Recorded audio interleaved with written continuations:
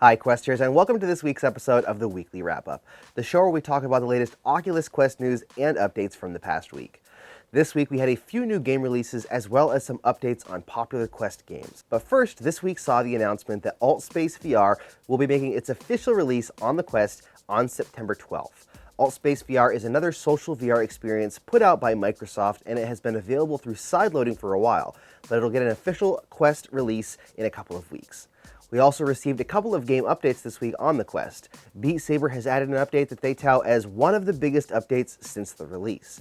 This update includes 6 new songs, a custom color picker for sabers, notes, and lights, as well as additional fixes and tweaks. The other game update this week is for Sairento Untethered, which received not just an update, but also its first DLC pack as well. First off, the update adds some fixes to the game, as well as adding in a new time attack mode.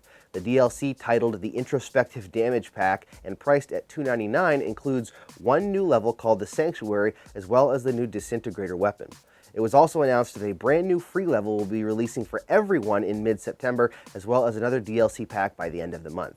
But they also announced that they'll be releasing co-op multiplayer boss battles this coming month as well in a free update. For new releases this week, we saw some pretty great experiences. First off, Next VR finally released this week, bringing with it live VR events as well as some great curated VR content. Next up, earlier in the week, Cloudlands 2, the combination golf and mini golf game, also released, and even though the graphics are simplistic, it's still a lot of fun. You can check out my review in the description. Endspace also released this week as well, which is a spaceship combat game.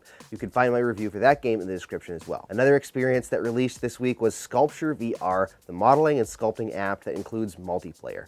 I have not checked it out yet, but it seems like a lot of people really like it, and I've seen some pretty awesome art come out of it already. Lastly, this week saw the release of Akron Attack of the Squirrels, the multiplayer game where one person wears the headset to play as the tree, and other players use their phones and tablets to try to steal the acorn from the tree using the free app.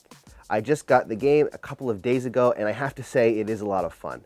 One of the best parts, though, is that you don't have to be in the same room as the other players to join in on the fun. All you need is the room code, and you can join in from anywhere. In fact, I jumped in and played a little in the live stream that Upload VR did yesterday. I'll have a full review out early next week. So far, there is just one game that's releasing next week that we know of, and that is Skyworld Kingdom Brawl. I'm not a huge card-based gameplay type person, but I've been playing it this past week, and I've been pleasantly surprised. I'll have a review the morning of release date.